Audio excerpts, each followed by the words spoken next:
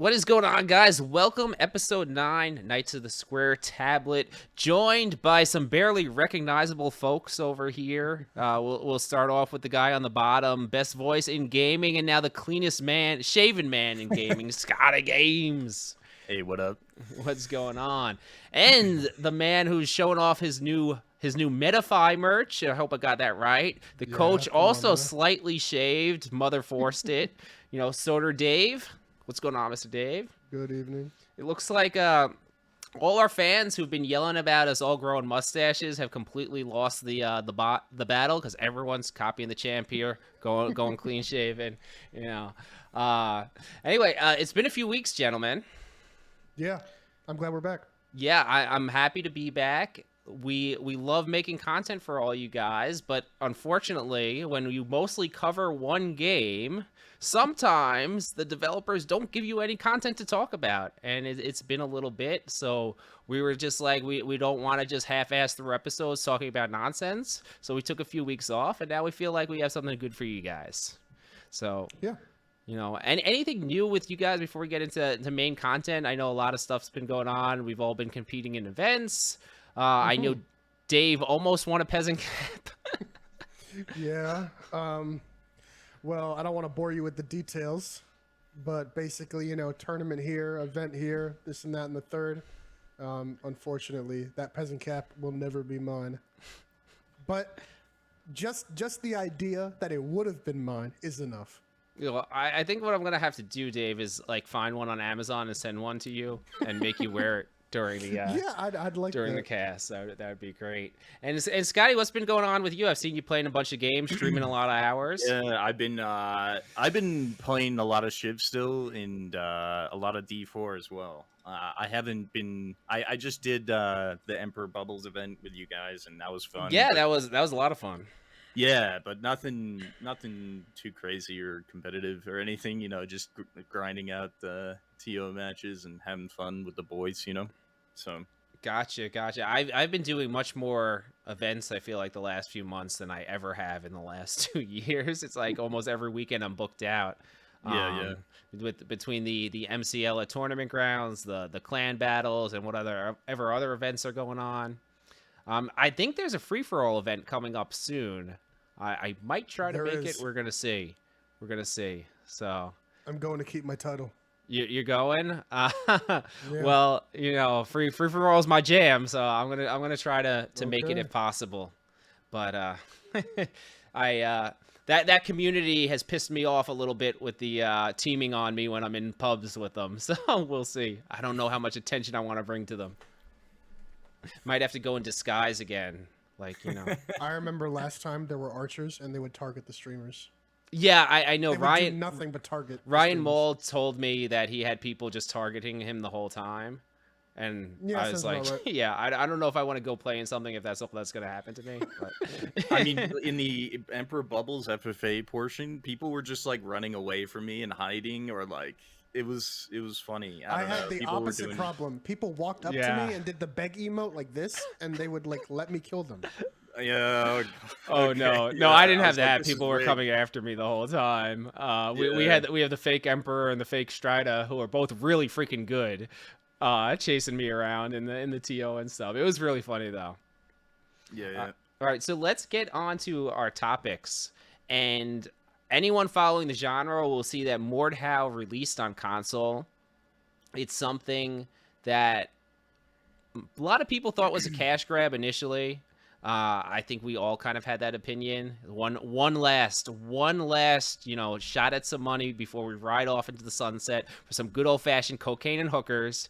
And as the devs of Mordhau do, good riddance to them. I mean, I hope they have a good time. And it definitely felt like that. As the release got closer, I was kind of excited for it because any competition we get in the genre, to me, is a good thing. And I feel like there were a lot of people, at least I thought there were a lot of people who would have been interested in playing it on console. I don't know how closely you guys have been following the release. Yeah, so like I knew it was released, and I was playing some Chiv the other day, and like people from my chat were telling me, I was like, give me updates on how many people are playing and stuff. And there's a guy that was like, he logged on. There was like one server with like 20 people in it, and then by the end of the night, I think there was like 5 full servers. So I don't know. I think some people bought it, but I don't think it's a population anything that feels sustainable at all. I don't believe that it's crossplay between computer and console. Yeah, I like that. I like that, but at the same time, yeah. they don't have enough players for that. Maybe. Well, So I think they had to make it console only, because if they released the PC people into those lobbies, it would probably be the greatest ass kicking in gaming history. It's just cruel to put those people who've been playing for 5 years, living and breathing, using like Excel 360 exploits to fucking destroy noobs on controllers. It would have just been cruel. But yeah, as you were saying, I heard the same thing, that very few servers with people, which is mind-boggling to me. I was expecting the game to have about, I'd say, 2,000 concurrent for the first month or so, because sword fighting game looks cool, people are interested. Game is a tremendous amount of fun when you first start playing it. And it has that long history of people having a blast up until they get to the point where they have to decide, am I going to take the time to invest and be good at Mordhau, or am I happy that I got to run around as a dwarf with a mallet for several hours and had a blast? You gotta choose left or right here. You know what somebody told me, which I think is true? They said Mordhau has TF2 energy, and Chivalry 2 doesn't. And I agree. Yeah, I would say that to a degree. I think Mordhau has a charm to it that I was hoping everyone would get to experience for the first time. I'm shocked that the release has fallen this flat. I expected it to sell copies. I didn't expect it to retain players for past the summer. But you're talking about 5 full servers. That's only a few hundred people across all consoles, right? That's insane. Yeah, I think that everyone has just kind of heard of Mordhau already, and it's already really old game. So I feel like it would have done much better if the console released maybe a few years ago. Yes. But what can you do? I guess what's very interesting about Mordhau is that despite the fact that it's a small game, almost everyone's heard of it. Same thing with Chivalry, right? Every streamer's played it. Most of the time, everyone's seen a clip of it at least once on YouTube or TikTok. They know it exists, just like they do something like For Honor, but somehow not a lot of people are playing it. So I don't think that a release this late in the game is that surprising to a lot of people. I was someone in my chat made a good point. It's also $40. I was gonna say that. Yeah, it's a really steep price tag for a 5-year-old game. I thought $19.99 was probably fair. That would be even pushing it. I would think sell so? that for 20, like 15. 20 maximum. 20, Yeah, that's max. to me $19.99 sounded the number. I 39's a little steep. 5 years old, a little steep, missing a lot of features. And do you guys think that's ultimately the deterrent for why people didn't buy it, or? I don't know. It could also be like marketing. I hardly even knew anybody talking about it. It could be a number of things, but I think $40 when there's already Chiv. Let's look at it like this. Chiv for free on Game Pass. Yeah, I was just about to say that, right? Let's just assume that you did think that Mordhau was better, right? I don't, but let's just assume you did. I don't either. Right? $40, $10 Game Pass. Which one is more worth it? And with the $10 Game Pass purchase, you get access to hundreds of other games for that $10. Exactly. So it's not a very enticing offer, to be honest. That Mordhau purchase, it really isn't. No, I don't think so. I agree. I guess I underestimated the amount of people, because I just figured there's a lot of people with disposable income who don't mind spending for it. It's just adults who are buying a game. We don't care. People that want to just play it on console and they already have it on PC. I also believe I imagine there were a lot of people who have it on PC who bought it on console just to stomp people. I can almost guarantee there are a lot of people like that who just picked up and are massacred. I think if there was like some newbie players, it would be fun for someone like me to even pick it up on console, because I wouldn't really have that much of an advantage, because it would feel like a fresh game again almost, because I'm not good at console, and everyone is running around again. But it's probably returning players looking. You know own another dudes, aspect so- that I think The B players looking for their chance to be the superstars Yeah. on the console release. I think that Mordhau without the mods is pretty hollow. And I don't know if the console version has mods.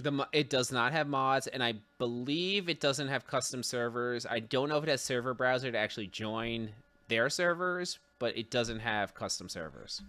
Okay, yeah, because to me, one of the big reasons why I would play Mordhau over Chivalry, and to be honest, a big reason why I've played Mordhau over Chivalry this year, sometimes, is for the mods. And if I didn't have those mods, I would not have started up the game at all. So I can't imagine myself paying quadruple the price for a game that's not even equivalent to its version on PC. Yeah, no, 100%. And I'm always curious, is it more difficult to add that to console games? Because I know Mountain Blade Bannerlord also doesn't have modding scene, which is a great game, and I'm glad the console players got it, but such a significant portion of that game is the mods. I'm not going to pretend to know, but other games have Damn, done it. I thought Dave was the only shot at No, getting yeah. that question answered. That's No, out of my yeah, pay mods grade. on console, I have no idea if it's difficult or easy. I'm going to just assume difficult because not a lot of games do it, but at the same time, some games have done it. So it's like, I don't know. I will say, though, in my opinion, I feel like console gamers tend to be more casual in general. I have the feeling very few console gamers saw Mordhau on their main screen and are like, oh shit, the game don't have mods, I'm not buying it. I feel like most of them probably don't even know the game has mods.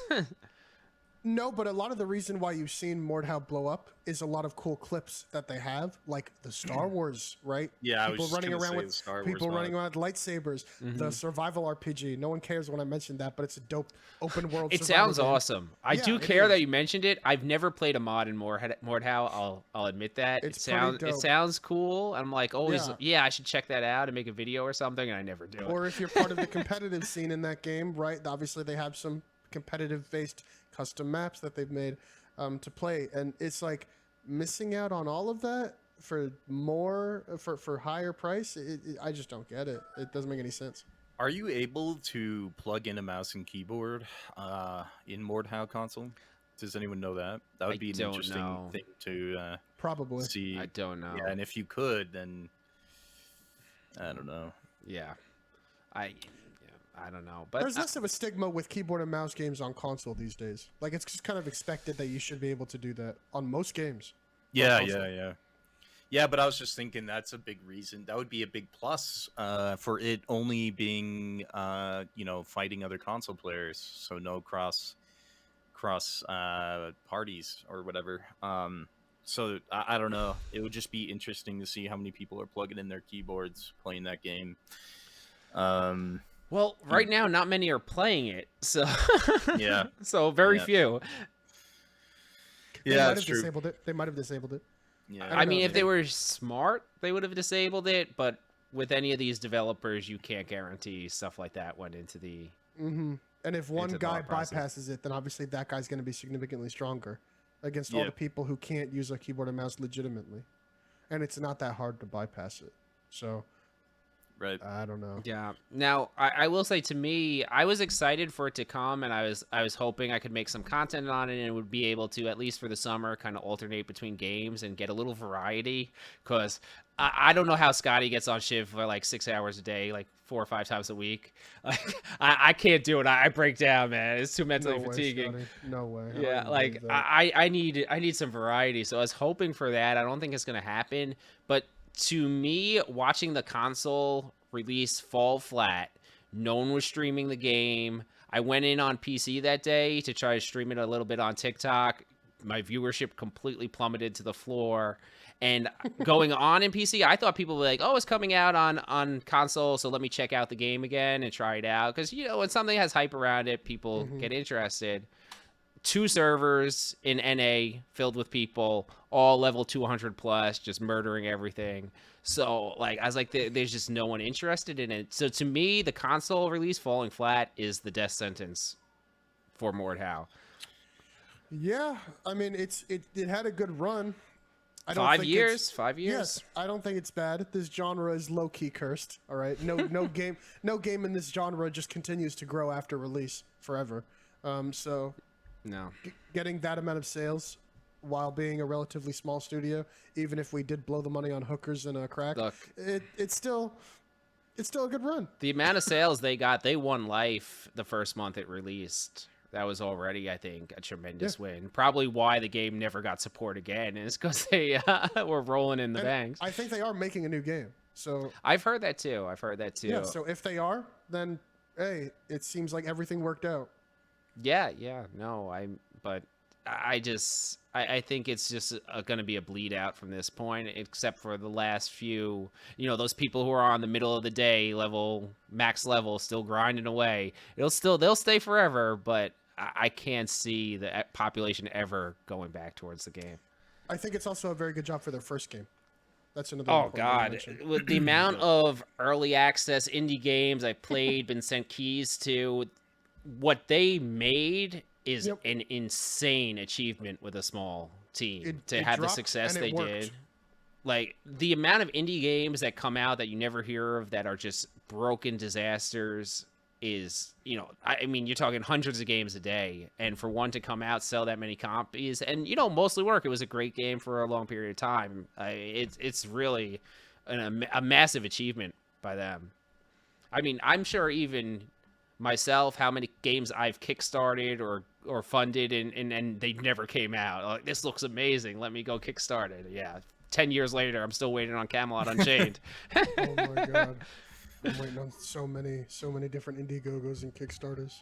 Yeah, it's there's a lot of I think for all their faults, you got to give them some credit, because a lot of times these indie devs are just dudes like us who are like, yeah, let's make a game. So yes, they liked Chivalry 1 and they wanted to make what they believed to be an improvement, and I believe that in a lot of ways they totally did, and I think that they should be proud of what they made, because they made a good game. I agree. I don't totally prefer it over Chivalry 2.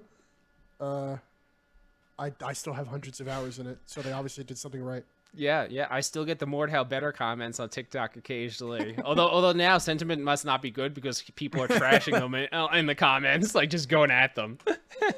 Yeah. It makes me think, the strategy, although not implemented perfectly, the Chiv 2 strat of going cross play and in parties was very tactical. I think it is still the major player in the genre right now, but we'll see with there's some other things in the works coming around the corner. But I think we all share the belief that I don't think too much will beat Chiv for a long time. I don't think Chivalry No. will be beaten until either Mordhau 2 or Chivalry 3. And I think, like, if Mordhau 2 comes out next year, that will be the king until Chivalry 3 comes out. And I feel like, from what I've seen of the games coming out, it will go in that kind of pattern. I've said it quite a bit, but for what Chivalry wants to be, nothing will ever beat it. I'm quite confident in that, and that means like big, large battlefield, epic fights, just the team objective maps. I don't ever believe someone will even try and challenge them in that area, which is why I told you I'm very excited for all the slashers that are coming up, because none of them are actually attempting to. They're all trying to do different things, which is good, because I know that they can't beat Torn Banner at that. So I don't think that Torn Banner will ever get dethroned in that area. Yeah, I mean, we'll see. There are a lot of indie games, but you never know when they're actually going to release, if they will release, or if they will just disappear and you never hear from them again. So we'll see with that. All right, we wanted to get into some Chivalry discussion here and talk a little bit about competitive Chivalry, something that I know me and Dave have been. Dave does it pretty much every week. I've been competing a lot lately, and I know Scotty's had some experiences in the events and stuff. It's always a good time. And I did put a video out on YouTube about the topic, about what skills, what kind of loadouts, the strategies that are different in competitive gameplay than in your normal pub, because things can vary quite a lot from what works against all shitters and then what you have to do when everyone's really good. I concur. Yeah, it feels way different. It feels like double time. It feels like a regular TO match, but everything is in double time. Like when an objective is being pushed, that sucker is going to go down instantly. You have to react way faster. Engineers are hugely important to funneling in the crowds of people rushing. I don't know. What are you guys' thoughts on good strats? I mean, I have a lot of thoughts in general. What you said about how you have to rush to things, there is no wasted time in those Yeah, events. You yeah, can't be off a mile away screwing around, killing the yeah, shitters, and yeah. like emoting at them and stuff. It's all business in those things. And what I always notice too is in pubs, everyone is spread out. Mhm. In competitive team objective, everyone's where they're supposed to be. So a lot of your fights are like this with a Yeah, ton and of there's people and also not a lot of room to move. there's fights that also happen at weird spots, like at the supply crates or like at the notable positions that you normally wouldn't think about in a regular match in No, TO of yeah. being defended and guarded. So Defending those supply crates is the difference between winning or yeah, losing on some of those especially objectives.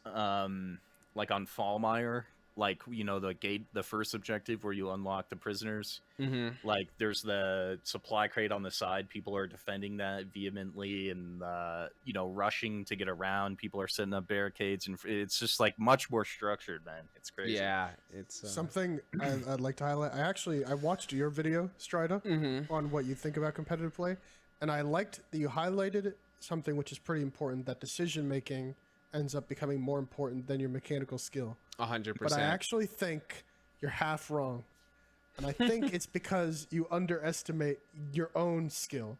You see, everyone there is good, or at least significantly above average in terms of their capabilities. I believe that if you can't counter at least like half of the attacks coming at you, you're going to have a really, really hard time. There is such a high baseline skill requirement that I saw people on competitive teams that I coached going 1-11. Yeah. Oh, it is not for the faint of heart. Exactly. It is a rude awakening into what chivalry can be. And I remember Moon after one of these, he played in. He told me, he's like, that was an extremely humbling experience. He's like, I just got murked the entire time. Yeah, and it is. I But think that mechanical skill requirement is there. It is there. It doesn't make itself apparent because you're not pub stomping anymore. Yeah. But imagine if you were like half as good as you are now, which is still significantly better than your average SEAL, right? yeah. It's like you'd be getting destroyed. No, 100%, and there is a part of that. I just, at that level, I feel like everyone is so good that what separates the person at the top of the kill feed and someone who went 15 and 25, there's not necessarily much difference skill wise between the two. If you talk about mechanics, there are people in some of those in that MCL thing who are probably much stronger mechanically gifted players than I am, and I doubled their kills. And that had nothing to do with my mechanical skill. That had to do with the decisions and the positions I was putting myself in. I feel like you might be putting too much weight on kills though, and like there's things that you need to do. Like for instance, like when Can never put too much weight on kills. when Ziggy The team who kills more tends to always win. But And what you about, notice like- when your team is getting out killed. for instance, like we were on that Fallmeyer map, right? And then Ziggy went around like everybody just to knock down like the crates so Thorn doesn't get accidentally hit by there's like little things like that. And that's just an example that you could do where you're not really getting kills. I know kills is valuable, but there's also Stuff like that stuff in becomes TO. more important in 20v20. But I Yeah. think like when we're talking about 64 player, it really is just which wall of flesh It's is more waves. efficient at Has your wave Yeah. put down the other wave? So Exactly. I know. I don't know what Scotty's talking about. He's guilty of just fucking killing shit all day too. No, but I'm saying like well, you were saying like these people that with more mechanical skill are getting less kills. So I'm just maybe there's a reason for that. Maybe Yes.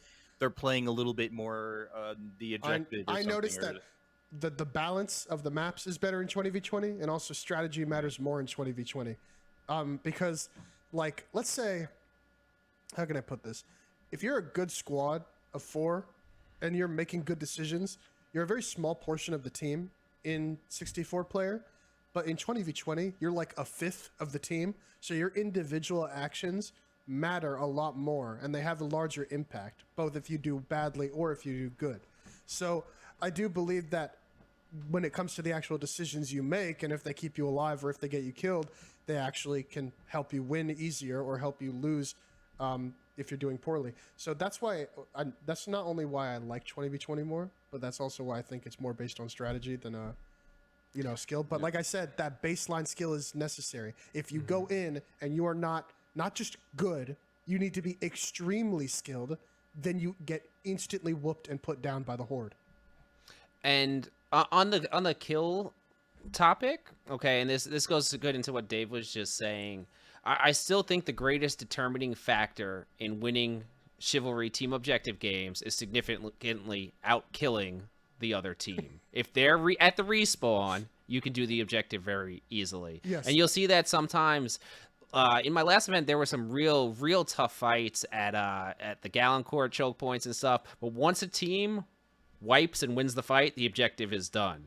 There was no strategy to getting around it. There couldn't really be. They needed to win the fight, wipe the team. And once the numbers are different, I feel like the team objective, a lot of times you get a few picks, and this is where the people who struggle in those lobbies, like Dave brings up, if you have a few of them on your team instantly getting destroyed in every fight, all of a sudden you have a ton of really good players with a 3 or 4 player advantage, which means the fight's going to snowball. So it's like ultimately like giving those kills and taking those kills is one of the biggest factors in winning. If you're smart enough to see who those people are, like, oh, this fool over here is isolated, I'm going to go stab him in the back, you could just have turned the fight right there. It comes down to the fact that Chivalry 2 doesn't really have a lot of things to do with the subclasses. The only subclass that does anything that isn't killing is Engineer. That's it. Like, everyone else's job is go kill or do the objective. And the objective is usually a lot easier when their team is dead. And so, sometimes you can do both at the same time. Oh, like, yeah, you'll see the sometimes you people can do carry both. the barrels, launch them into the middle of the bridge, Exactly. and then go fight. So they're the there, defenders- but you got to win the defenders fight. will defend the objective, and so you got to kill the defenders.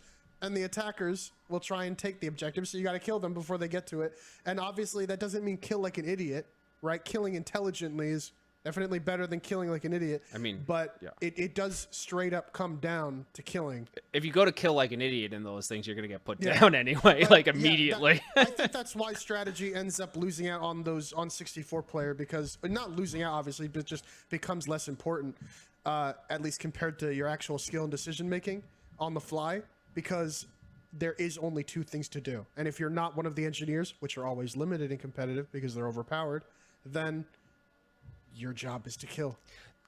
That's it. That's awesome that you brought up the engineers, because those are the real MVPs in those things. Yes. Engineers can like single-handedly stall out enough for spawn waves to come and save an objective. Totally overpowered on 64 player. Yeah, those little They- tricks too. They should like not be allowed on 64. They should not be the allowed.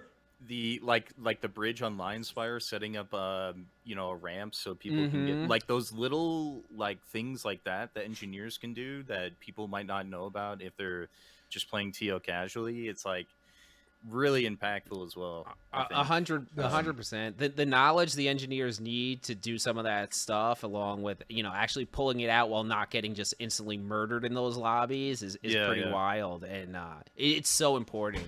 If you've played with a good engineer, so important. If you played with no engineers, you see the need for them real quick.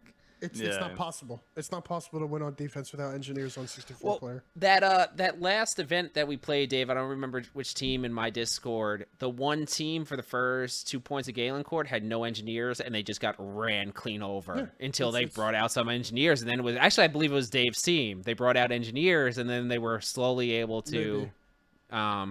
I think they won Galen Court in the end, but it took 2 points for them to figure it out. And then once they went engineers, it was very difficult. Yeah, I totally hate how it is, because they're either on some points they're worthless. Think of like the Aberfell, the Hamlet. Would you say it's even worthless to protect some of the healing crates there? Yeah, you can kind of do a little bit, but nothing you nothing as could, major as but yeah, other but points. But like it's not that big of a deal, right? You just got to stand on the hamlet, and the walls aren't going to do much for you there because it's so wide. It's so open, yeah. And so yeah, engineer always becomes basically either 100% necessary, or totally 0% worthless. And I wish it wasn't like that, but I don't know what they could do to fix that. No. So, and the thing in pubs is they're generally just wasted. Yeah. Like, how often do you see an engineer put up walls in pubs and they're just immediately down? Like, if you went to the pub player like perspective, they'd be like, oh, why do we have these guys? They do nothing. people are having fun. They don't want to play around it. But Yeah, in competitive, they do nothing but play around the walls, because why would I not work with my team? The walls are annoying, man, and it doesn't seem like it takes that much to destroy them until you're in a crazy fight trying to get it down as people are coming at you, and then you're like, it's the really problem is annoying. Walls don't take damage bonuses for no reason. So axes and blunt weapons usually do worse against walls, and that's kind of that's annoying. why you might need some aggressive engineers too for knocking down barriers faster. Necessary. Yeah, Absolutely necessary. I've seen plenty of people in those things go engineer on offense, either to wall people into spawns or to claim and put barriers around those healing stations, or even like just to get that bonus damage on the statues and stuff. It's so important. You know what I know you don't like, but I love competitive LTS. The true competitive game mode. I watched one of the matches for maybe 10 minutes that you casted. And, yeah, watched like 10 minutes of it. What I find interesting is what is effective in team objective is not necessarily less effective, but the meta is slightly different in LTS. And also, I think that the meta is a little bit more strict. For example, they only allow one Pullman on LTS because they believe that sprint charge is extremely overpowered. And they also they have a one spear limit, so they don't allow more than a single spear type weapon. I think. So is that one spear or halberd, or is it just you can run spear and halberd? It's one spear or halberd. And what do people tend to run? It depends on the person. Most people, I think, like to run spear, but a lot of the good teams like to run halberd because for the Pullman, halberd is a lot better as an actual weapon to defend themselves, even if it may not be as good at poking from afar. And a lot of people either consider it to be just as good as the spear or slightly better or slightly worse. So it's not really that big of a deal. It just comes down to preference. I'd assume it brings a little bit more versatility to it, at least. Yes, spear typically being seen as the better support weapon, halberd being seen as the better one for independent Pullman gameplay. There's some very interesting metas that develop in competitive LTS that you don't see in a lot of other game modes, at least not as often, like maintaining double sprint. It is extremely important to maintain double sprint in competitive LTS. And the team that maintains it against the other team usually wins out. And I've noticed that a lot. I almost started crying laughing. I have to bring up this comment, even though I usually know from my chat. Velvet Hammer came out and said weapon limits are for betas, and I almost lost it. I'm sorry, guys. Yeah, it is what it is. They also ban quarterstaff. Oh my god, I hate the quarterstaff. Ooh. So. Well, yeah, I find it very interesting. What weapons? Okay, even in TO you have the support. What do like the frontline fighters tend to run? What's like the meta weapons that you guys run in LTS? Well, what you would expect: Messer, heavy mace, great sword, and basically anything with good range that allows you to hit multiple people at once. But because there's a lot less factors in LTS, there's a lot less people to focus on. That means that a lot of the players get to actually like focus in when they actually play, and they get to counter a lot of attacks easier. So it becomes a lot more skill dependent, and obviously with less people, your individual actions matter a lot more. And I would assume, since it's so much less people, that the hit stops is not as much of an issue. So you'll see more people trying to break people's stam with the mauls and the heavy mace. Is that true, or are we still seeing mostly swords? Depends on the players. Hit stop is still a pretty big negative. It's still okay. But obviously, it's a lot less of a negative because when you counter an attack, you actually stop the weapon from traveling through, which means it won't cleave. Yes. And a lot more players are countering. So obviously, hit stop is less important. Gotcha. That's really interesting because the heavy mace and stuff is so good, but it can be frustrating in a clusterfuck.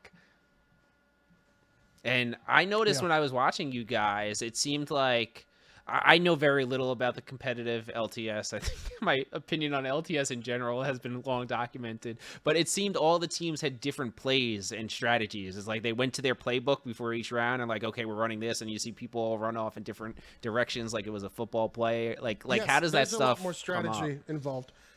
Well, each team is different, so obviously we don't know every team's strategies. They all got their own But little I think you ideas. know the process at least, Dave, Yeah, right? yeah, of course, of course. It generally becomes either splitting into groups, right? Different players have different roles, either support, frontline, or flanker. It usually devolves into one of those three, I notice. Some of them try to get a little bit more complicated, but their complications usually just involve combining two of those roles and then flexing between them as they see fit during the match. I don't see any extremely complex galaxy brain strategies form beyond a combination of those three roles within the 5 people that they have. Okay.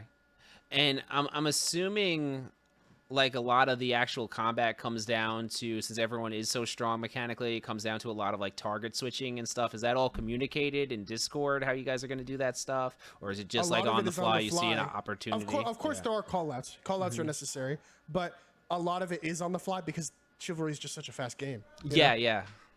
So it's like you guys have your basic idea, but if you see an opportunity, you take it, or if someone makes a mistake. Pretty much. We call out, obviously, if someone's about to hit you in the back, you should call that out. If you die and then the person who just killed you is about to run up and hit your teammate, you should call that out. You call out all the obvious stuff, and you don't call out the stuff that's too quick for you to actually have your teammate react to it. And now, Dave, I believe your team is the top LTS squad, correct? We don't play right now. Oh, so in no. the end, we're not even in the current NCL. Not even but, in this season. Okay. But we won the last one. Okay, yeah. Okay, that's probably what. And I know you guys have, like multiple of the top duelists, so I figured you guys would do extremely Yeah. well. Yeah, we do well. We do well. Yeah. So who are the top dogs right now? At the moment, it would be a clan called Delirium. And, Randy's Yeah, in there. very familiar. They have a lot of good players, pretty much just as good as Mirage, if not better. And obviously, they're in the current season, and they're currently winning. Okay, well, glad to see my boy Randy doing well. That's the homie. And now the dueling is a little bit easier to follow, I would say, competitive dueling than the LTS. Yes. And it's something that's been around since the Most boring competitive. since the game started, and it's never really taken off, like view wise and stuff, like esport. Why do it's tough to kind of cast it as well, especially without like private servers and like stuff like that. So it's kind of hard to watch unless you're really into it or you're in it, right? But yeah, I don't know. I feel like Chiv is just best played in groups in LTS TO style. It's really designed for that, I think. Yes, you're right. When it comes to what the game is designed for and the competitive viability of the game is at its worst in duels. But, big but here, there is nothing like putting one ego against another.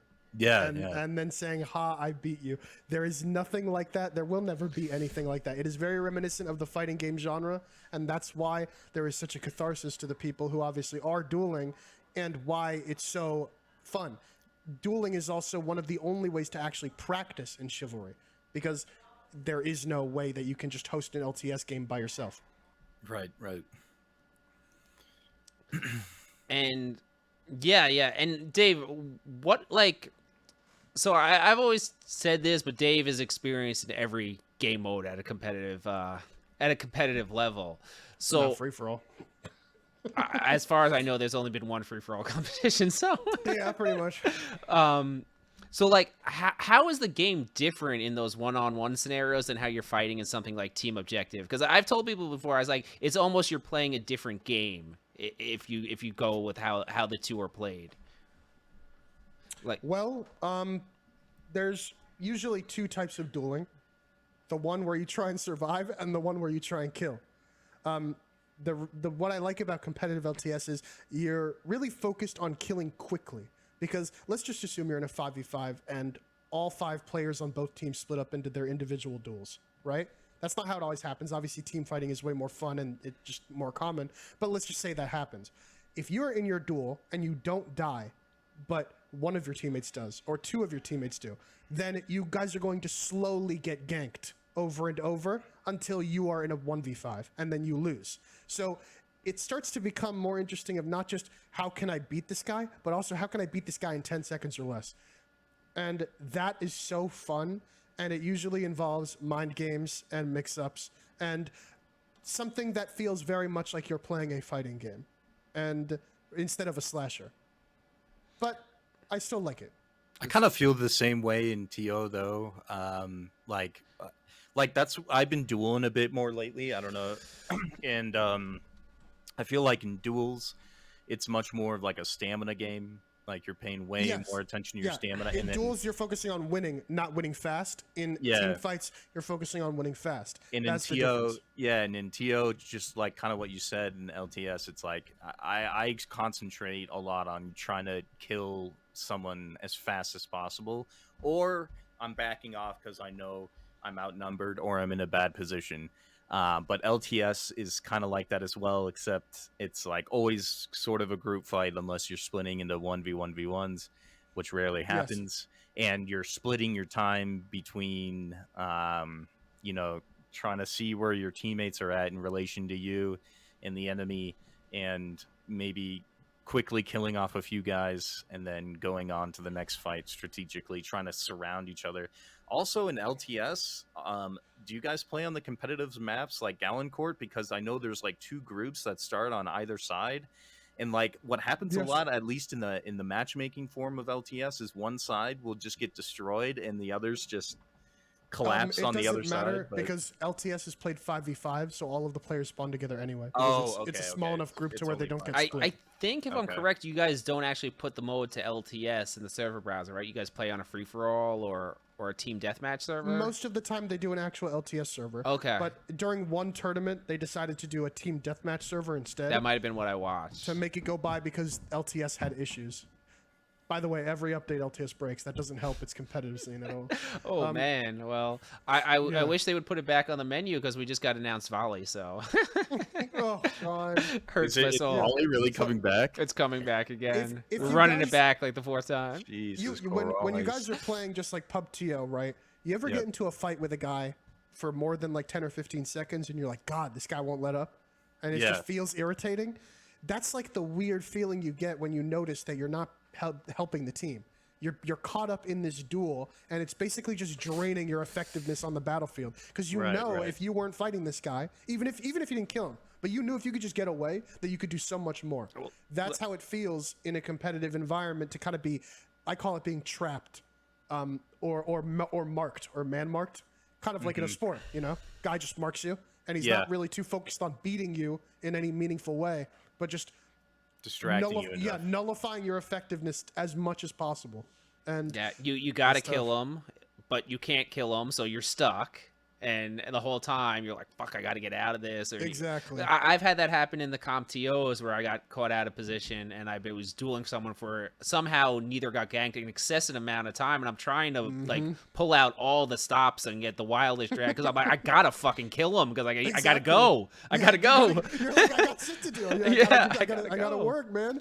And then it's so funny. No, I think it does.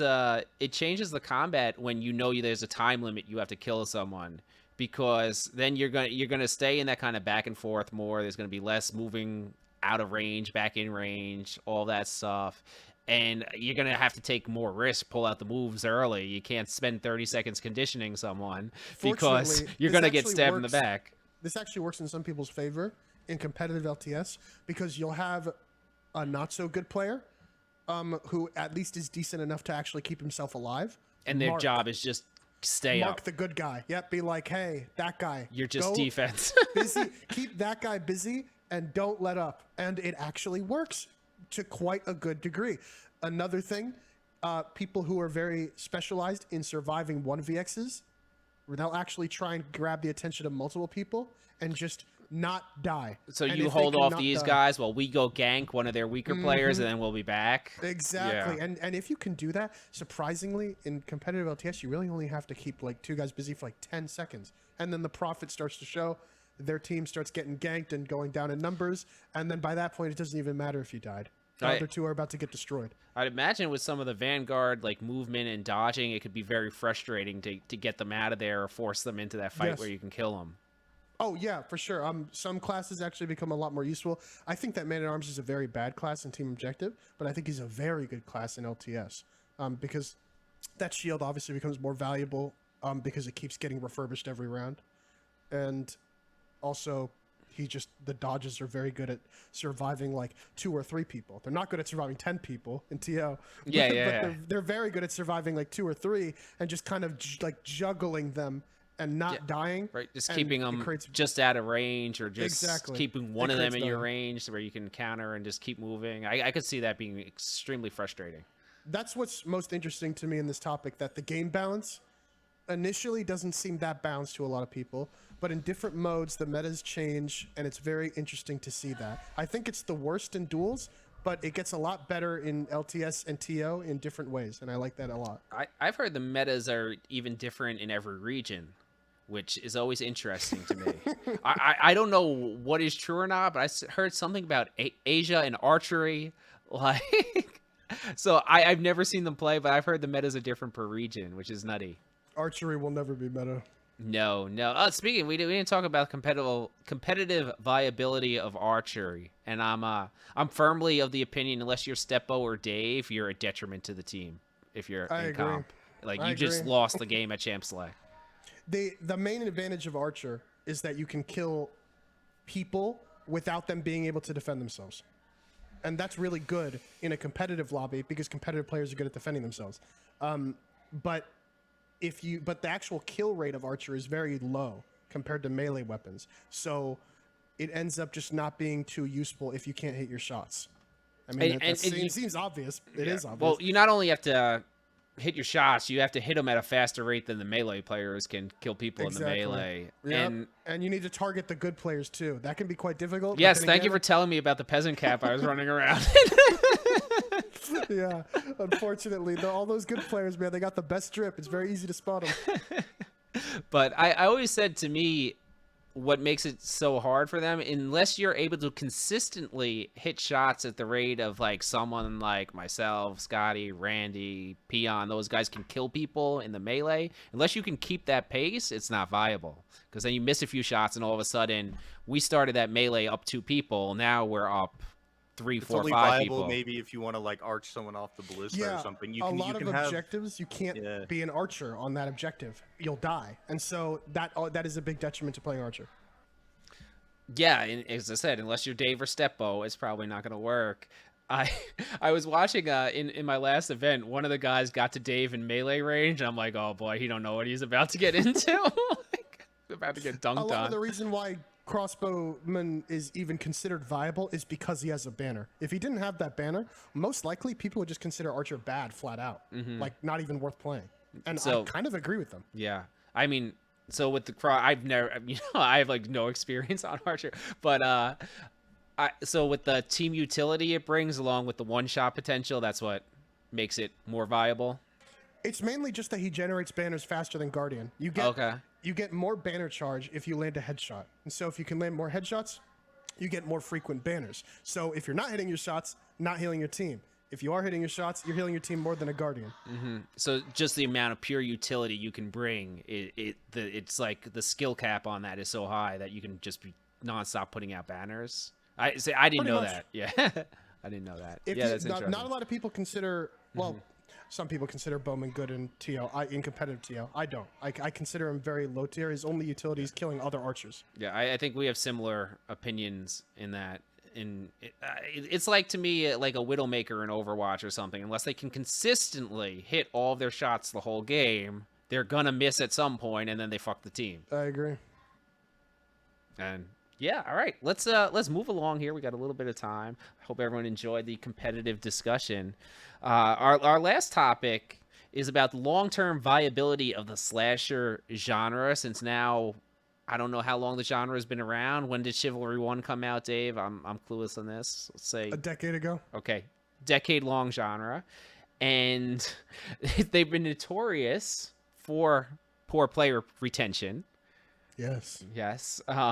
So I think what we're going to talk about is just the genre. Where is the potential here? Like, is there any potential that we could push into something bigger? Like where are we going? Yeah. What do we think the long term So- viability is here? I looked at a few other games and just like overall at the gaming industry, and I kind of saw some trends how even in games that people considered to be inoffensive and great and servicing their community to pretty much the highest degree, they would still have poor retention if the skill ceiling was high enough.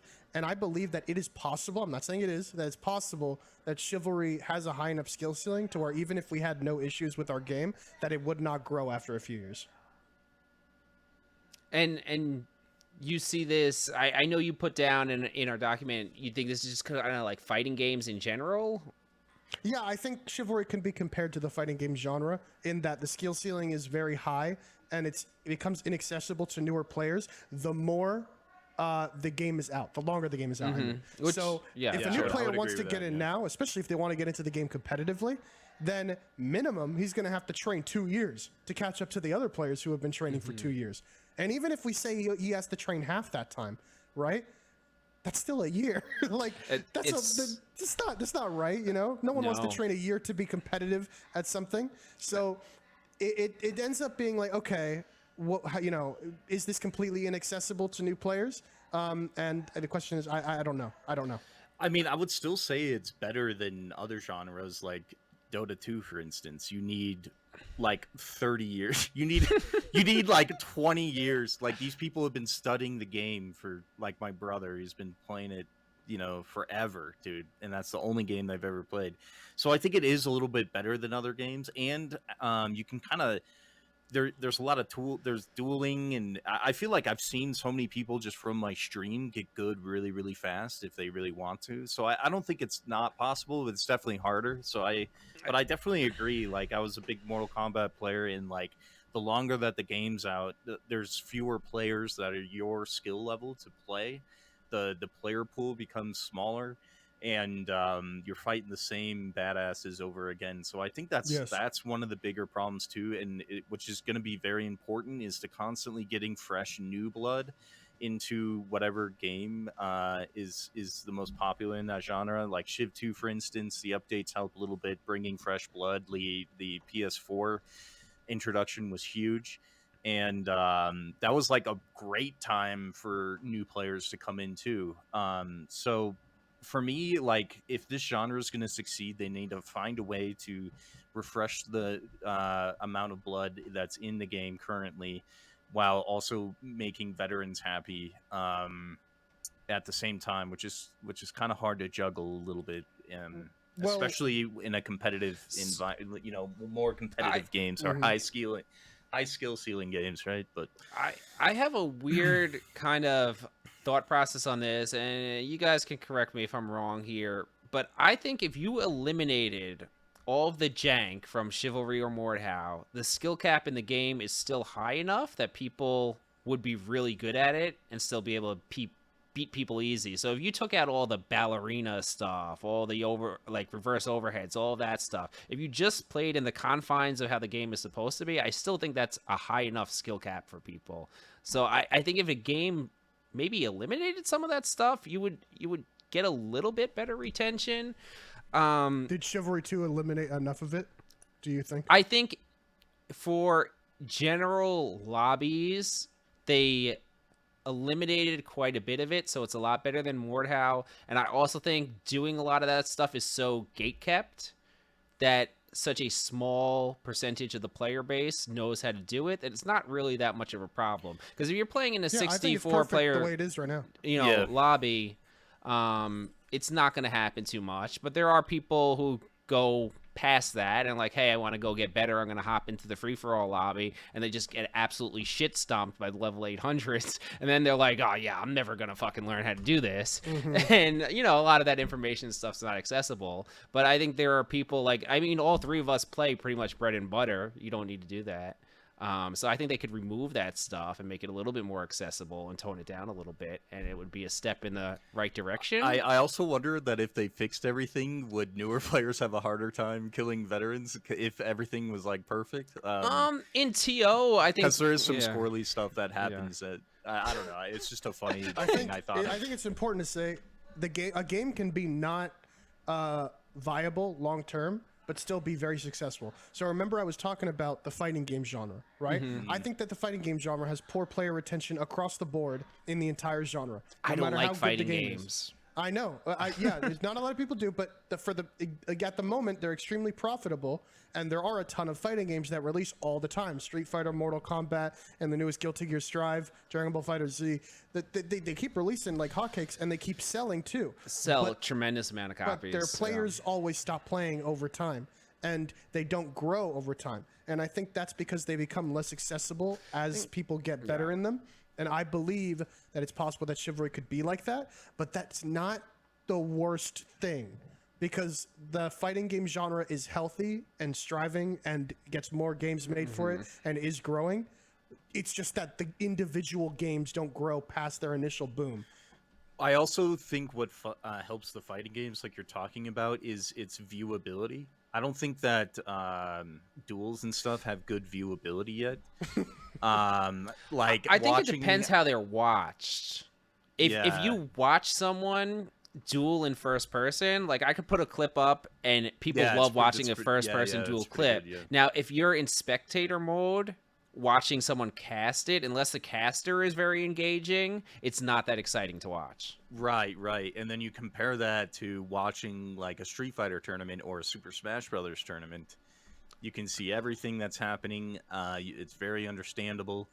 I think I think maybe Chiv might be casted too much in the spectator mode, and not like it would be cool if there's a mod to be able to see. You can switch between the perspectives of the fighters. I think that's one of the best things about like the Twitch rivals or stuff like that. They go right into the person's perspective and then commentate about what they're doing. I think that's what kind of keeps it engaging.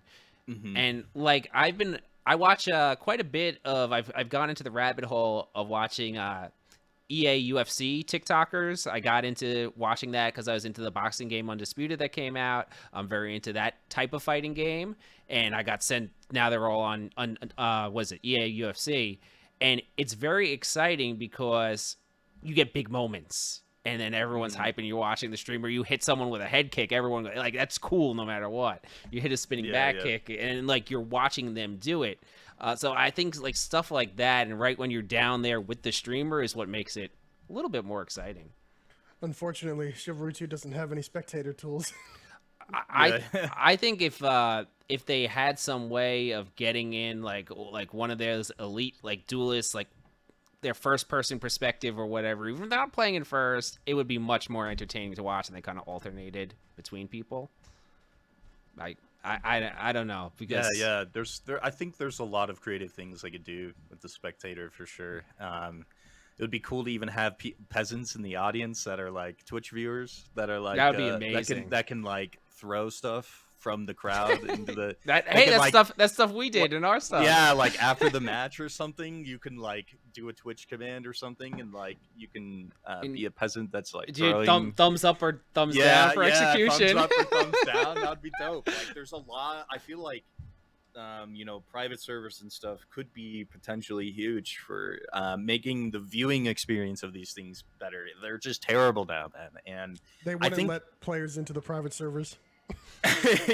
No. I mean, like they could have like there's this game, I forget what it's called, but I think it's like Minion Masters. But when you're streaming it, your audience, if you do the Twitch integration, your audience kind of appears as these little monsters that are in the crowd. That's pretty cool. And you can actually they can actually like do a command, and like that's awesome. The monster will that's what I'm talking about. Like even some kind of Twitch integration, like just to make the viewing experience engaging really engaging cool, people especially people who are watching, is one of the best ways to hold their interest. Yeah, and I was thinking of like one of my next events. I was like, I gotta look into if there's like a third party thing where we could have people like put in bets and like I don't know, pool like $1 a bet, and it doesn't have to be anything but crazy, but just like something to increase the incentive of like increase the engagement. I do bets on some games sometimes on my stream, and people enjoy it. But you also gotta have something good to spend the points on, which is the TTS I've integrated. So like people are into that. But I really think that like the chances that people are gonna play the game will way up if like people are having fun in the game category on Twitch, YouTube, wherever, watching and experiencing the game. Even if they're not good at it, they want to experience the culture of it, right? And I think that's one of the most important things to player retention as well. Like I always said, to me, the genre has everything it needs for mainstream appeal. Medieval movies are some of the most popular movies ever created. Like games like Kingdom Come Deliverance, The Witcher 3 is close enough. Like there are enough people interested in this type of atmosphere.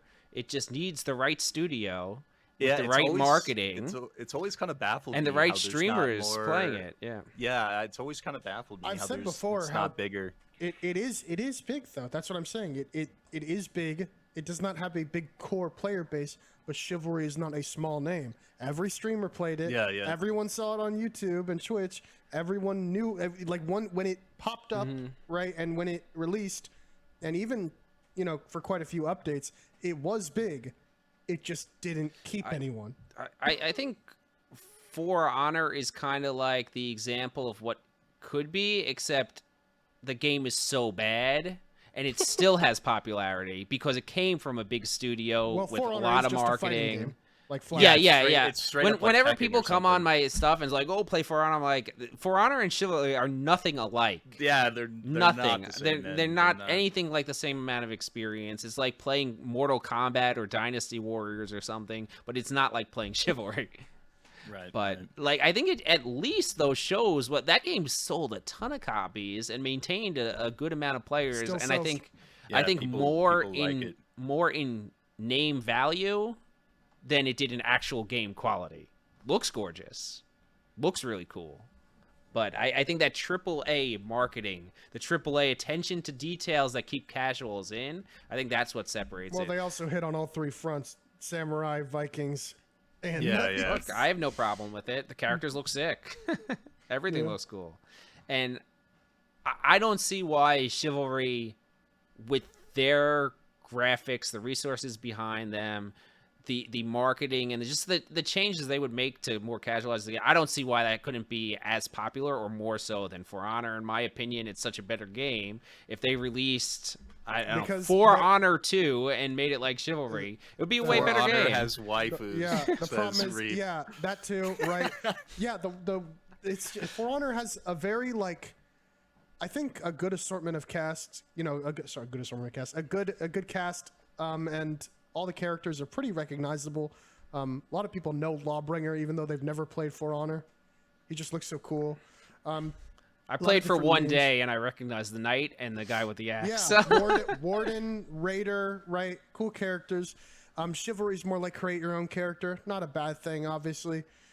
I think also just again, if you're not infatuated with Chivalry 2's combat system, there's not a lot of game there for you. I watched a guy. To me, that's the addictive part, is the combat. Yeah. Well, I'm saying, let's say you weren't too infatuated with the game's combat, right? Let's say you were just playing a video game as if you play any other video game. There's nothing there for you. I watched a guy who streams Dark and Darker played this. I think he was, I think it was Jonah Vale. I don't know who it was, right? I played with him in Twitch Rivals. Yeah, and he was playing it, and I saw him playing Chivalry 2, and he unlocked the Master's Cut.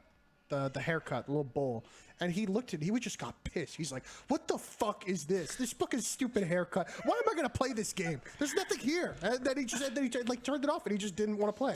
And he was just like, he's like, "Why am I even fighting these people in this lobby? I'm not getting anything from it."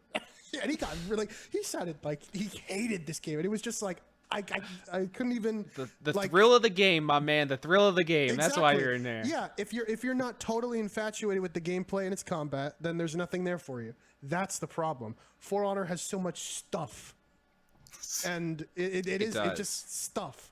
And a lot of other games have stuff, and Chivalry 2 is very hollow outside of its actual gameplay, which is the best gameplay. Yeah, I don't mind it. I love it. Yeah, that's why I'm to here. me, the combat right? is so addicting, and I think I guess I tend to gravitate towards that games like that where you can recognize your mistakes and kind of focus on how to improve in it, and it's very clear cut. Like I really enjoyed playing the Undisputed Boxing again, but that's a very similar thing where it's not like a button mashing like Street Fighter. It's very skill based. Like I can see this person's punches coming, I can slip them, and then you can kind of learn on those mistakes. And to me, that's the addictive thing. And I guess I'm weird in that, or we all are. But I don't know. I don't understand how more people can't play and just be like, oh man, I want to get good at this game. The combat is so good. I don't know. But yeah, it's Yeah, should we take some questions? I've got yeah. Oh boy. Does For Honor keep new players longer because it has skill-based matchmaking? It's kind of off-putting when you run into 500 plus people. That's the question. I don't think it does have skill-based matchmaking. Because I know they had a ranked mode in For Honor, but it does? It has ranked mode or something like that? It did have ranked mode. It does. I played it. I played it last summer, and it will even, after your matches, give you like a bar on how much higher or lower the person you played's elo was than you. So it'll prioritize trying to find you a match. It might go a little bit above and beyond, but it'll tell you after, like, oh, you might have been supposed to beat this guy. He's ranked a little bit higher, or oh, it's a weird time of day. We had to move past. This guy was supposed to stomp you, and he did. So I doubt that that's a significant reason, but I definitely would think that getting beat by a level 500 in Chivalry is not a fun experience. I think For Honor probably also can pull for more players than Chivalry can. So yeah, definitely. Yeah, I think the whole player pool thing is a problem that they need to get over. Right? They could do so much.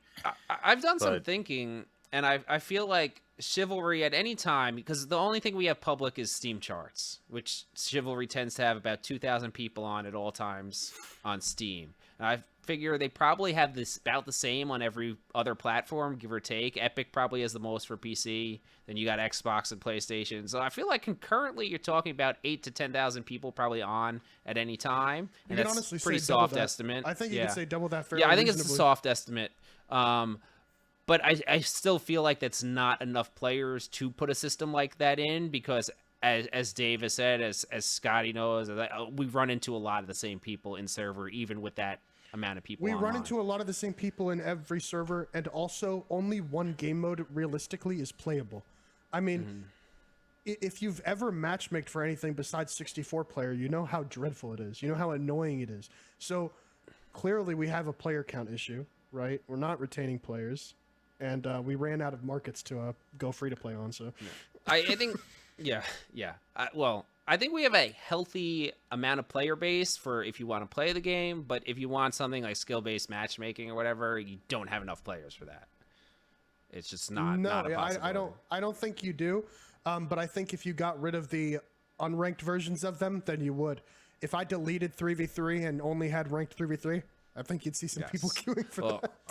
I don't want to jump down the rabbit hole of skill-based matchmaking, but skill-based matchmaking should only be in ranked modes, and it should only be based on your elo or skill. Games like Call of Duty or Apex Legends, their skill-based matchmaking is not actually skill-based. They feed you wins or losses based on an algorithm. That's the casino. Casino algorithm. So their whole goal, keep their skill-based matchmaking is keep you playing as long as possible, or when you feel like quitting, throwing you success. So you get absolutely shit stomped for 3 games in a row in Call of Duty. All of a sudden, you're in the disabled people's lobby having a great time dropping nukes. Did you see the? And then you're like, I'm gonna buy that skin. Exactly. M4 skin right now. I use the M4, drop the nuke, buy an M4 skin. This guy proved it that if you buy a skin, it will put you in a lobby with worse players. I've heard that, yeah. Because it puts new players in lobbies against people with skins. That way, they'll want to buy the skin after they see it when they get beat by it. Yes. And so, if you buy a skin, you're more likely to go against noobs. It's so funny. I refuse to play any game with that type of skill-based matchmaking in it. Won't do it. I'm like, how do I feel good about my you could win? buy Argon's longsword, and then you could get a couple kills. Yeah, right. Next to my Argon's longsword has fire on it or something, and just. But to me, I can't have fun in a game knowing that it gifted me a win. Like, it's like, here, it's your turn to have a win, but now it's going to be fucking miserable for the rest of the night. No, I agree with you. My friend calls it the Wild West of gaming, and I like the Wild West way of doing it, where it's just whoever shows up in the lobby, that's who shows up. To me, yep, that's the best way. Also, there is no way to have skill-based matchmaking in a server browser server. And sooner than later, we're only going to have server browser servers. Eventually, matchmaking will die, and then the game will be basically only player-owned servers, and we're all going to be there. So you're not going to have skill-based matchmaking anymore. The randomness of games is what makes those big moments and exciting things. So you might wind up in a super sweaty lobby, or you might drop a 100-kill game, and I think that's what makes it interesting. You don't want the same result every time. Like, it's Call of Duty trying to push everyone towards a 1 KDA. It's stupid. Then all of your games are basically the same. I agree. Right.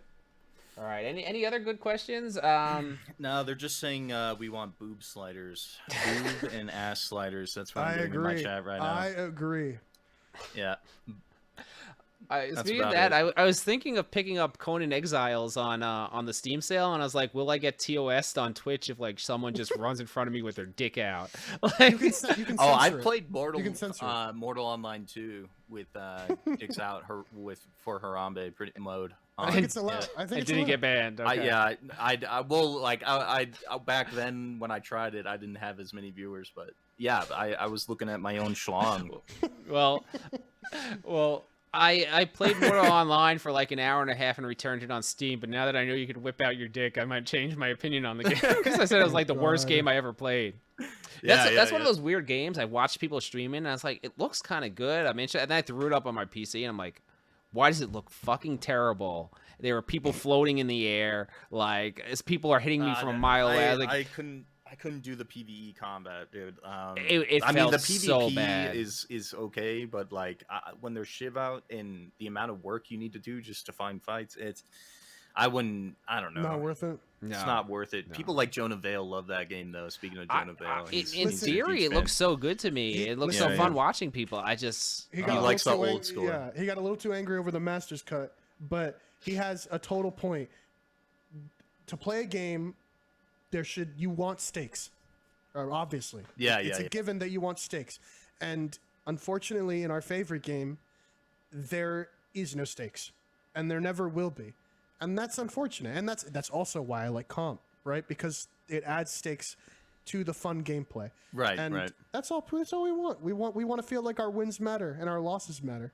Yeah, And there is no way to get that to happen in Chivalry at the moment. There are games like something like Dark and Darker that if you just made it a deathmatch game, it would be a terrible game, right? But because it has stakes in it, it's high stake. It's an amazing game, and I think Dave hits it on that. Like adding significance to each one of your gameplays just adds so much. That adrenaline rush, the ups, the downs, the emotions adds so much. I mean, that's what made Escape from Tarkov so big too, and that's another thing that is in a lot of ways a horrible game. Imagine if you could bet skins on like duels and Chiv, like Oh if they my had an God. extensive skin library like CS:GO or something. And you could like bet your Argon sword. 1v1 me right now for the peasant cap. That'd be dope. That'd be sick. Oh my god, that would be nutty. That would be nutty. Well, I think that's why so many of the people who play Chivalry 2 ask for ranked, because they know that it would be fun, and they also want to sweat. I think it would be fun. I just think we've talked about this, but from their perspective, they're catering to such a small amount of the player base. It's not bringing people in who are going to spend money. It's just keeping people who are already there and going to stay there, or no matter what. Like the hardcore shivers, Dave's not going anywhere. So whether you ask for add ranked or not, he's here. Why would we make a huge mode for him? Right? Like I feel like when we can drop a map and a trailer and pull people back in. Mm-hmm. Yeah, makes sense. And I think at this point, what the game needs to keep players or population up. It's clear as day. Content release drops, a lot of people come back, play for a month or so, don't get content for a while, it dies down. We're in that stage right now where I see the fatigue from myself, from everyone in my Discord bitching about the game. We need a content update, and unless they're going to get every 3-month content, you're always going to see that kind of ride the wave. And what if it takes till the end of the year this time? Well, they said the summer. They said so. We have until August 31st for the reinforced update. They said summer as well. That didn't happen. That is true. I'm gonna it's be an optimist and hold them to their word. So what if you're looking at, later in the year? That's fine. That's why I've been playing some other games in between. You gotta have variety. You gotta have variety, man. I want to know what you're doing when the new update has one LTS map, the heavy crossbow as the weapon, a new battle pass which adds no new armor sets, but only different variants, but 10 different nicknames. What are you doing? Oh God! I mean, I can tell you, I'm going to be bitching and moaning on social media, so that'll be part of it. God. Oh God! That's so but funny. I already actually have my mind in the route that if we're gonna get a summer update, I think it's going to be a TDM map or something that because they promised multiple free-for-all maps this year. We've gotten none so far, so they owe us at least 2. So I have the feeling that would come in the summer update. A battle pass would probably come, possibly a weapon. So I think it'll mounted be duels. Yeah, we might get. Mounted arena. Mounted arena, which we were supposed to get already. Instead, we got volley. I'm actually excited for that. I don't know if I'll ever play that more than once, but I'm excited to try it. Yeah, I think it'll be fun to try. It's bad. I'm sure it will be. I think there will be a novelty for about a half hour, which. Yeah, it's finished, by the way. I don't want to get. Well, I guess Dave's already banned from the Discord. Yeah, it's insane. It's something. It's something. It is you on a horse in a duel. That's cool. I always like the one thing I will say about the horses. I like that the combat system holds up if you're mounted and sword to sword. Like you can do, that always reminded me. Have you guys been to medieval times? Have you seen some of those fights? They'll always have jousting. Oh my God, Dave, you got to go. How haven't you been to medieval times? I don't know. Look, I don't know why so many people hate horses as much as archers, because the horses they still work. If a guy runs up to you with a horse, you can counter him and you can hit him. Yeah, cool. But I can't do that to an archer, so I don't know. I like horses. You know me. Yeah. As I always said, I don't mind the horses. I don't play with them or even barely know how to use them, but I don't really mind the horses. If they were in 64, it wouldn't totally bother me. In Mordhau, I hated cavalry mains more than I hated archers. Because cavalry were busted. Dude, I cavalry, love the horse, dude. I love it. It was low skill, one-shot potential. Any idiot with a lance could run around the map for an hour and just run people over and one-shot them. Honestly, I think think lances are OP. I think the cav sword on the horse right now in Chiv is worse than the I haven't Mordhau tried it, so couch. I have no opinion. It goes through people, dude. You could just truck through people. Yeah, with it. It lets you couch it and just hold it as an active hitbox, and as long as nobody blocks it, it will continue to stay in that attack animation even if it hits someone. Yeah, so you could just 1, 2, 3, 4, 5, 6, 7 noobs, right? Yeah. And I went 11-0 instantly when it came out on Try 40 Man, and I just drilled right through the back line. Yeah, less than a minute, I had 11 kills. I was my gosh. I still don't think it's as good as using a greatsword knight on horseback. Yeah. It's definitely easier to use. The couch it's better than the lance. We can say that. Hell no, the couch. no, lance is busted.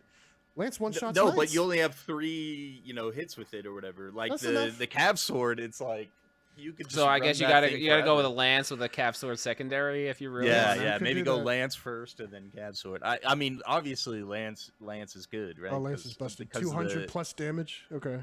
Yeah, but it's got charges, so it's it's balanced. It doesn't use the charge if they block, so it's 3 guaranteed kills. Yeah. Well, okay. Well, I didn't know that. Sword is a trillion guaranteed kills.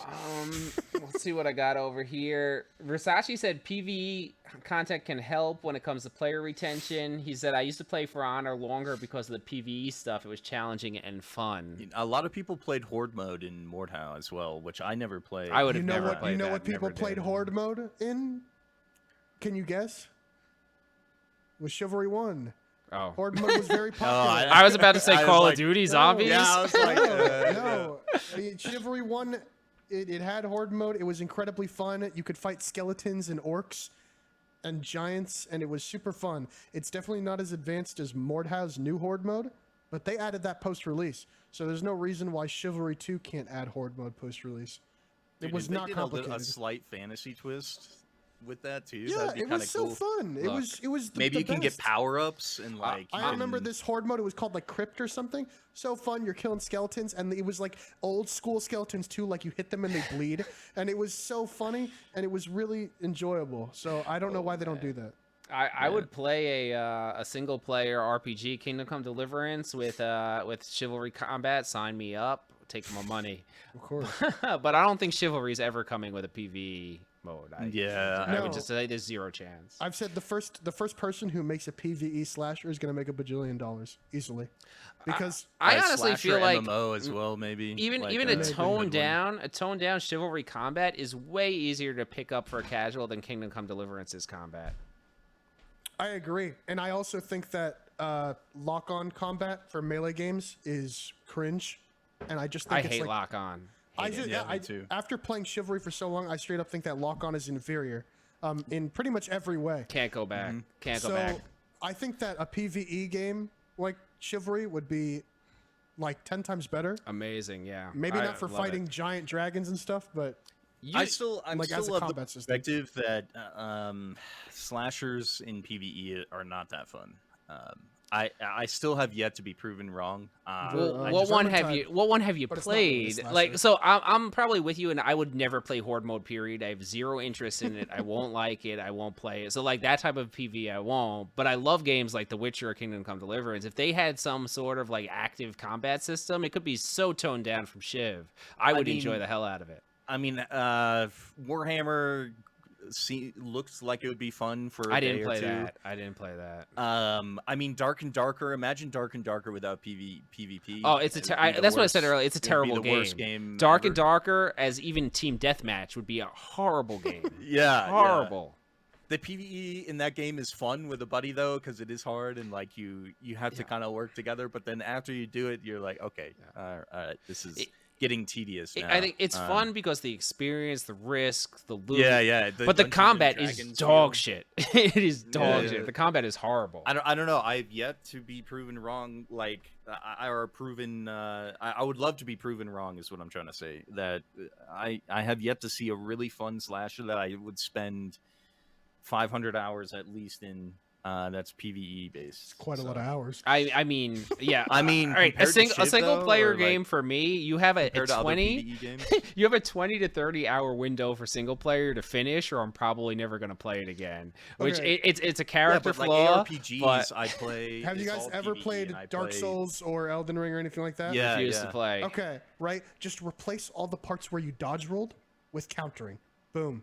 You have a single player slasher. Yeah, I guess. Yeah, but but Elden Ring it's not the same. You can it's not the same as I something don't- like Chiv. I It's- don't when like people say, games- like, I know. Obviously, just conceptualize. Instead of the boss going like "wah" and you dodge, he goes "rah" and you counter. That's it. That you yeah, just but made then, a you know, first that's person. You just made a Sekiro.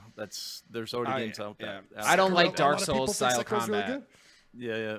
I don't like Wulong. Dark Souls style combat. I don't like rolling around on the floor like a fool in full armor. Not a fan. I agree. It's I- dog in comparison to Chivalry, but I'm just saying, like, just try and understand like a game like that where you're fighting a guy and he throws an attack at you and you counter him and then you get hit in and you do that like 50 times and then he's dead. To me, Kingdom Come Deliverance is the gold standard. Add chivalry combat into that, and it would just be so good, so good.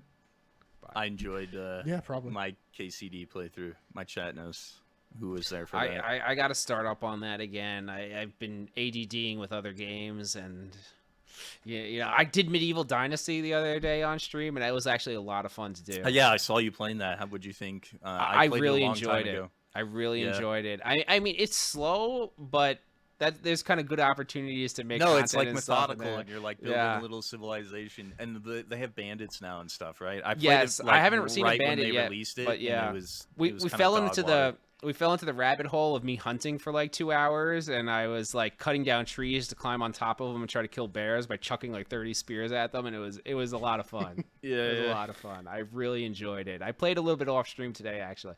I like having a chill game that you can watch some like TV or something on the monitor, watch some Twitch. It's just kind of like a half-ass play.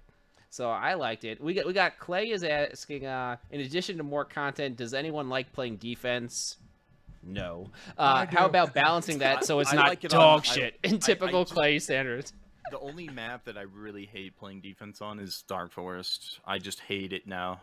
Every time I get it, I never team swap though, and I stick it out. But like, it's just so aggravating. man. Nobody But I don't likes- mind defense on a lot of other maps. I Yeah, don't- nobody likes an objective where they're guaranteed to lose. Yeah. Obviously, that's Yeah. not fun. My I actually like defense. I like playing it as Yep. long as I'm not guaranteed an L 100% like Dark Forest Stage 1 or Bridgetown Stage 1, then I like it. yeah. So me getting one of those streams where I play nothing but defense for 2 hours straight is pretty much like a guaranteed rage quit or I cry the whole time. But I go in stages with how badly I hate defense, and when you have all the new players in the game and you don't have all the veterans switching to attack to completely fuck up the game for everyone, it's not too bad playing defense. You can throw up high kill games, get good ratios. It can be fine. It's no problem. But then when population gets small and you have all the bitches swapping attack every round and you're the only person on defense with a bunch of Game Pass noobs getting massacred, then it's awful. So, like, I haven't felt it as bad yet. I don't have but- that problem. Yeah, Dave's on the team swap attack, you know. But- No, I mean I just don't play I don't really play like casually all the time. Yeah. I know. just- Well, you go in stages, right? What do you Where mean? sometimes you'll hop on TO for a week or two, but then you'll like I don't know. Exactly, yeah. Like, I then play- you won't come back I play for a while. casually so infrequently compared to when I play the matches that it's like Yeah. I don't Well, have the problems as much as you guys do. Dave also has like a jam-packed schedule of events at all times. Like he's Not literally lately, but yeah, Dave before is I in did. every event that happens. Period. Period. Doesn't matter what region, what time of day. Dave is in it. every tournament, yes. Every Yes. tournament I like to show up to.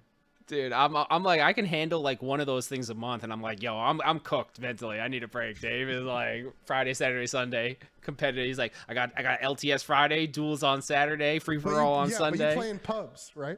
Yes. I don't play pubs. Yeah. Well, I think pubs is so good, especially for streaming and stuff, because I can just like chill and kind of like half-ass play and talk and stuff. Yeah. It's like for me, it's enjoyable Like- talking to the stream more than the game sometimes. But yeah.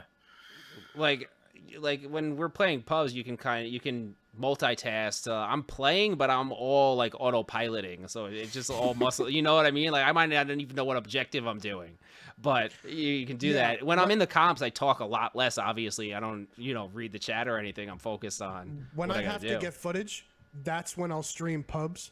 So like I was making the quarterstaff video, and then that was like, okay, this is an opportunity to play pubs, and I streamed myself just using quarterstaff in pubs for like a few hours, and that's like my pubs for the month.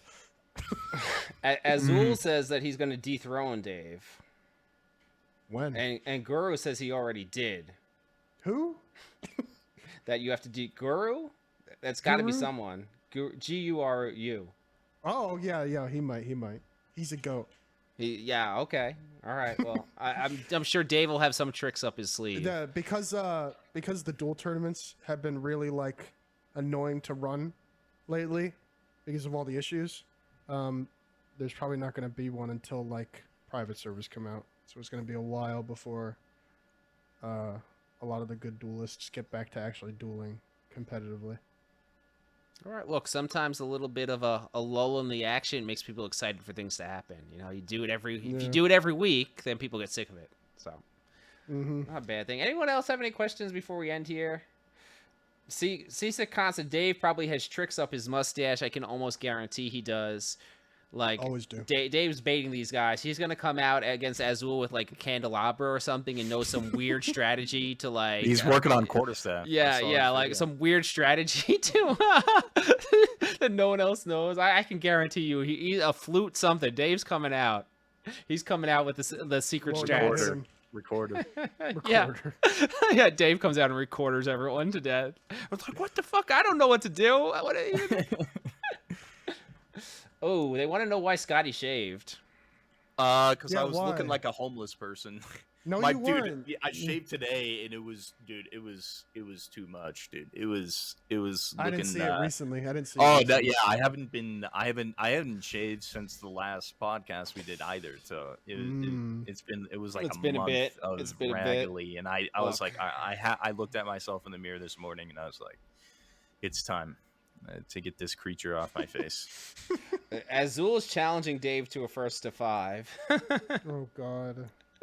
Well, you know, you don't get to just come in here and call out the king, Azul. Like, you got to earn the spot. You know, you got to bend the knee to Dave before. We accept the 1st to 5s. We just do it for $30. $30. Oh, I forgot that Dave will do anything for money, Yeah, including anything for archery. money. Yeah. Anything. Oh God, dude. I love money. I feel like if Dave had like a really important thing, like he had to pick up like his wife somewhere, and someone ordered him like $10 to go drive somewhere else, he'd be like, she's on her own, take an Uber. Oh man. All right, gentlemen. Anyone else before we wrap it up here? I'm on limited time tonight, so I'll probably hop in a game for like a half hour or so. I know people want to see me get in game, but. Nothing else? Well, yeah, boys. good. All right, Yeah, I think it's it's a great podcast. Yeah, no, Much it was love. great. I know we went a lot of time, but I think we haven't been in here for a while, so Yeah, and make up we for got the lost nothing time. going on tonight either. So yeah. Everyone's avoiding playing Chivalry. So, yeah. all right, gentlemen. Peace out. Love to all. Hey, peace out. Much love, guys.